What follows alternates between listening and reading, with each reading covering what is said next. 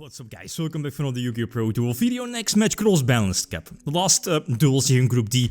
First of all, we have Destiny RAIDA, a deck from 2007, so one of the older decks, I guess, in this year's Cross-Banlist Cup. It's currently sitting at pretty much the last place. And yeah, it's paired up against, again, one of the more recent decks this year, and that's a Gladiator Beast Master Rule 5, by the way, the deck list you see here, right? Side decking in a lot of power cards, so, you know, who has the advantage? I'm definitely agreeing with the people here, is that about 90% of the votes of the people voted a GB from 2020. Should be pretty obvious, right? As you see, a couple of the comments here, GB, a clean 3-0. And before this matchup, I could definitely agree, like maybe GB, definitely the winner, like 3-2-0 or 3-2-1, I guess. Maybe like perfect circle tech, maybe getting away with like one win.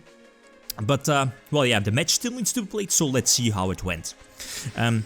Destiny RAIDA, that is, going first and immediately blowing away with the Crush card. And, again, like, feel free to correct me, but I think this is actually the first time that Crush card did so much. I think, like, Chaos has, like, access to pre-errata Crush card. Not really sure which other decks, like, from the top of my head. Obviously, Destiny RAIDA also has access to pre-errata Crush card fibers, but I feel that this is the first time this year, actually, right? I mean, we've seen like huge Crush card viruses in the past, but this time it definitely gave Destiny RAIDA the free win, right? I mean, getting free information about the opponent's hand here definitely helped out. Going second against the deck, that's a bit different. As you know, GB has the, even though with only, you know, like opening with 5 cards, GB, thanks to the new support 2020 Master Rule 5, has access to pumping out a couple of big fields. And you know, their Monster Reborn is not limited to once per turn, but their Test Panther as well, giving the deck access to this particular field. I believe, not really sure why the second, I believe it's called Vishuda, I believe the name is. Oh no, it's in fact it's limited to once per turn, right? Yeah, I think so. Yeah, it should be. But yeah, no chance, right? And that's the thing with, I believe it's called Draglubion. Yeah, number 97 is also a card that cannot be targeted by card effect. So that's like a card that I really can't get rid of, like Soul Exchange, Brain Control. Those cards don't really do anything against Draglubion. Oh yeah, there's like Torrential Tribute, Mirror Force, right? So going first, and again, this is not looking too great. Went for Spell Striker, that's a nifty tech. This should be Jerry Wang's list from back then, like years ago. Big player back in the old school days, has a couple of shot and jump wins as well. And that tagged Spell Striker was there because, you know, it's a Rota target. And of course an extra tribute monster for the Light and Darkness Dragon.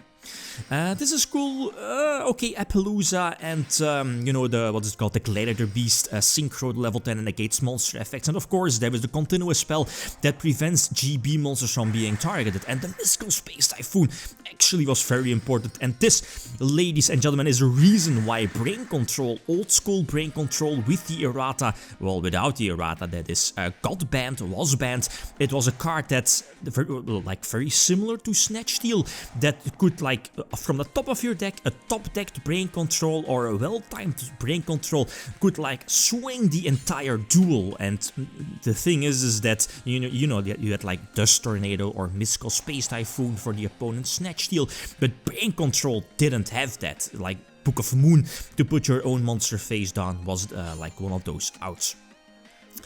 So getting out Light and Darkness Dragon, you know how it was, a very powerful card, but if you know how to play around it, like change something to its effect, since Light and Darkness Dragon is only able to negate the first card activated, it has to be chained directly to the card. And the nifty thing about Light and Darkness Dragon is that it has a light attribute, but it's also being considered a dark, and I was very low on life points now because, I mean, I believe it's called Vishuda, you know, that was a given fact to put Light and Darkness Dragon under the 1000 attack needed to activate Crush card. So, and by doing this, you know, Light and Darkness Dragon is not destroyed and blowing up my entire field.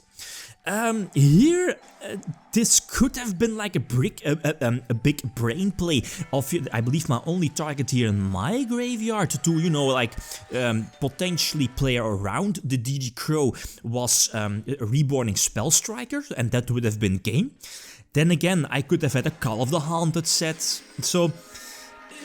Well, yeah, okay, I believe EDOpro is a 2 here in the deck, so okay, the chances are like 50% or, yeah, 50% higher compared to the one of Call of the Haunted. So, you know, I mean, if there wasn't a EDOpro, this would have been game as well. So the spy there was definitely a very dangerous play on my part as well. So anyway, heavy storm, right? But it's not going to matter too much. I get the lightning storms even going first, right? It could have been, well, anti-spell fragrance probably would have been flipped over already, but yeah, no chance here, right? Mind Curse is also one of those cards that there is just not something better that I can have in. I side-decked out some dead cards. But yeah, here in this case there wasn't just something better than Mind Crush, but I got Oblivion. Oh, like, no chance here in this duel. So for me, unexpected, but it's going into a game number 5 and I go first. And I see my opening hand and the Destiny draw as a 6th card view. Okay, that definitely helps out. So getting 2 free draws, but draw 2 more monsters. And I was like, oh, this is not looking too great. So set the Destiny hero Fearmonger, so when Fearmonger is destroyed by battle, I can reborn my, in this case, this commander here. And GBs don't really open too well for a main phase 1, so the deck definitely needs it battle phase to trigger the continuous spell, to trigger the level 7, I believe, what is it called, Vespagius, I believe the name is.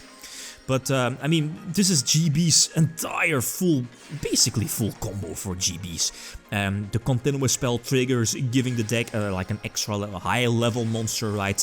Going for the Tamer and going for the level 10 that negates monster effects. There is the potential, Darius, maybe a quest could have been better, right? Yeah, a quest, then there would have been an Appaloosa with only 2/4, but again, it's protected by the, you know, the redirection effect of the GB, right? But this is like a perfect hand, and I was like, well, I have like no chance, since again, Soul Exchange will just get negated if it wasn't for Anti-Spell, and again, I can't target the Draglubium, and then I draw Mirror Force, so I was like, okay, please no Gazaris, and no Gazaris, so, because again, Tamer is not on the field, and maybe top deck Bestiawi, right? So Mirror Force was actually quite huge here, but again I was like, well, I can't target Draglubion, and again the Soul Exchange is useless, but then I was like, hey, no, I still have 1 out in my deck, and that is Plasma, so some blood throwbacks here. Basically dropping Plasma, so negating all effects from the opponent, well, monster effects that is, so I can freely equip, you know, the Draglubion to Plasma and RAIDA, I mean, from all cards, putting the set monster, you know, RAIDA lock, good old school lock, back in the old school days, and again, I'm honest, against my expectations, Destiny RAIDA is able to win this one, and I feel it's well deserved.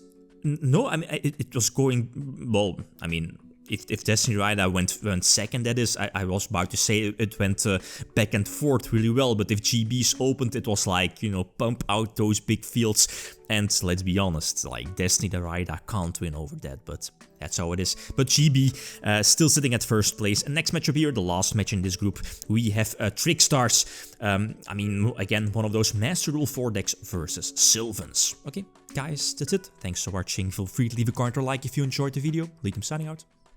Peace.